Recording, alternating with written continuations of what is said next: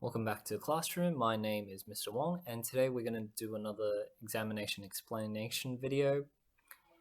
This time on Module 7, Inquiry Question 2.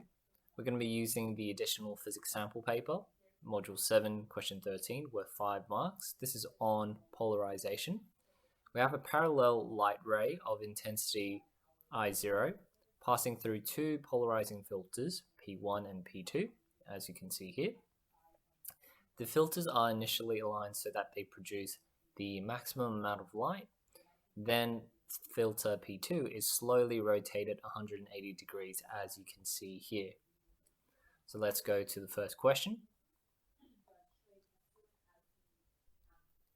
Okay, so it says on the axes, sketch a graph showing how the intensity of light changes as P2 rotates from 0 to 180 degrees. Okay, so this actually has to do with Malus' law. So Malus' law says the maximum intensity you can get is I0 cos square theta. But before we do that graphing of the light coming through here, we need to look at firstly what's the amount of light coming from P1 to P2. Okay, and what we actually know is any light that goes through the very first polarizer, and this only applies for the first polarizer, the light intensity is halved. Okay, so the light that goes through P2 and then to the light detector, assuming P2 and P1 are parallel to each other, would be half the amount of I0 as a maximum point. So let's say this is half of I0. It'll have to start here. At 180, it will need to end here. Now, because we're dealing with cos squared theta at the value of 0 or 180, we get a maximum value. If it's 90 degrees, we get a minimum value. So at 90 here, we expect 0. Okay, so if I draw out my chart now, and because it's a cosine graph, it sort of does this little dip and then it kind of curves back up. Okay, not exactly as dramatic as this one here, but it does the curve that we want to see here. So that's how you do question A. Now we're going to go to question B. P2 is now rotated to a position such that no light reaches the detector. So based on that, we are at 90 degrees. Without moving P1 or P2, a third polarizing filter is inserted between P1 and P2 and rotated at an angle of 30 degrees. So let's call that P3. Okay. Explain with the aid of calculations why the light intensity at the detector is no longer 0. Okay, so there's a really simple explanation for this, and we'll have to draw out the filters. We have filter number 1, okay, and then we have filter number 2. Okay, so from here to here, we'll do it in a different color, also just so that you know the difference. So from here to here, the difference is 90 degrees. But when I draw the other filter, it is at a slight angle to the two of them, like so. So from here to here, okay, there is a difference of 30 degrees there. So from here to here, that difference is about 60 degrees. Okay.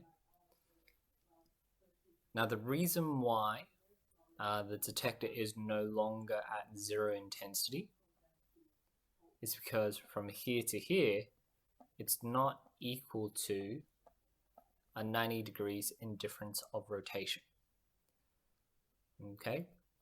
So according to Malus' law, it's only when the two filters are perpendicular to each other that's the only scenario where you will get a value, or where you will get that kind of value there. Okay, so next we need to do is demonstrate with aid of calculation why the intensity is no longer zero. So let's just do a quick explanation first. Okay, so no longer zero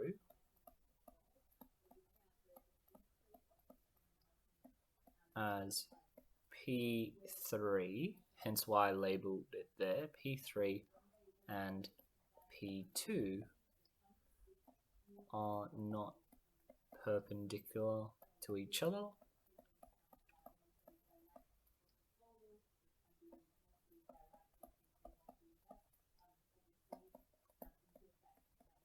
And according to Malthus's law, if they're not perpendicular to each other, then you should get a non-zero value, according to Malthus's law. So that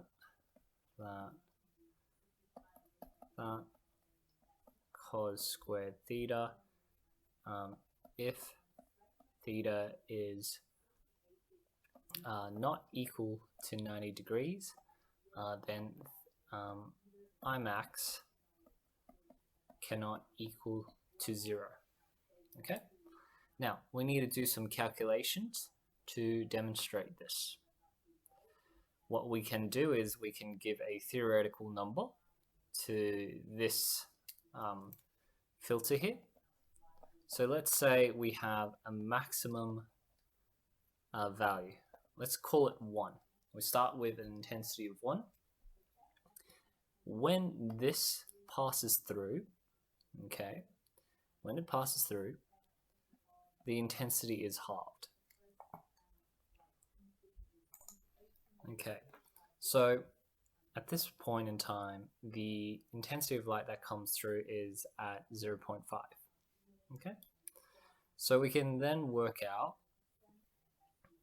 what light intensity will be transferred from here to here, and then what do we get at the end detection over here. Okay, so let's just say, assume that I0 is equal to 1 and I1 is equal to 0.5. So this is I1, this is I2. Okay, we didn't need to worry about this bit because that's what we detect from this one here either way.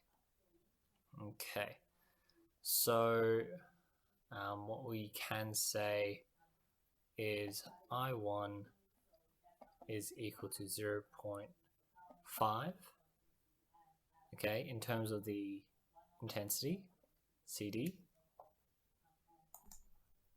Okay, so we want to detect the amount of light passing through this, passing into this detector here,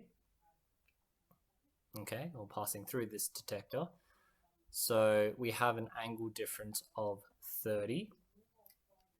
Might just clear up that image. Okay,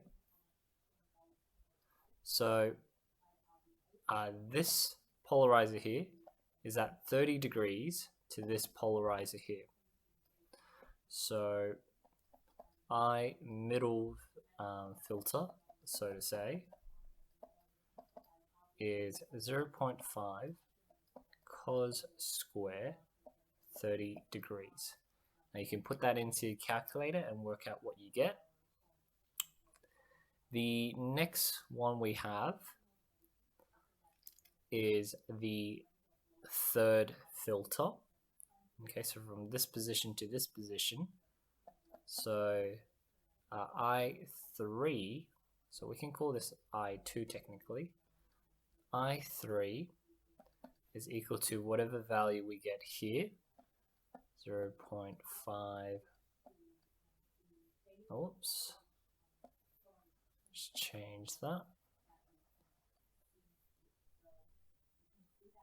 Let's actually get the number here first. So this would be 0.375 CD.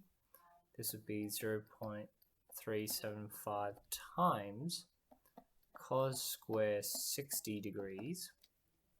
And if we do that,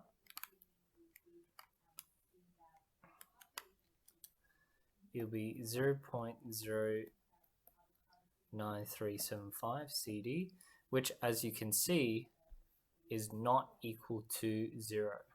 Okay, so not equal to 0. And that's kind of how you explain this question here. Let's just go back to the final response. Okay, so the reason why we don't get a non-zero value of the intensity at the end is because these two filters are not perpendicular to each other, and hence the calculation proves that it is also not equal to 0. All right, and that's how you do the question. If you found it useful in explaining exam-style questions like so, please give it a like and subscribe, and I will see you next time. Take care.